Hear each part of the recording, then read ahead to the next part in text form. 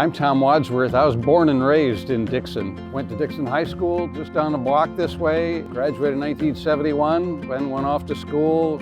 Ended up with a couple of master's degrees and a PhD. But I'm back in Dixon, my hometown, and I love it here.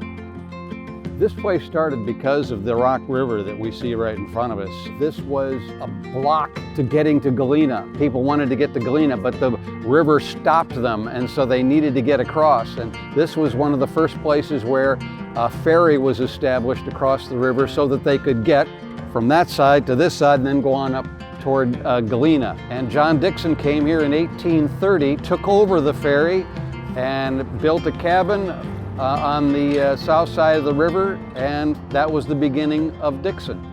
There's a lot of rich history here in Dixon. We're standing on President's Park, but the Lincoln statue is here, which is the only statue of Abraham Lincoln as a soldier that stands here. It was erected in 1930 on Dixon's centennial, since they started in 1830. We have the log cabin, the old settlers cabin that stands behind me. That was built in the 1890s as a commemorative to the old settlers who had come here in the 1830s and 40s.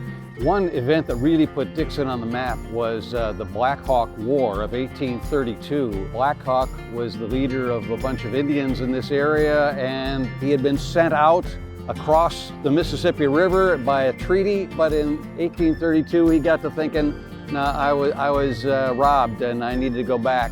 Scared everybody in this area, but that started a war. And a fort was built right here on this very property, Fort Dixon.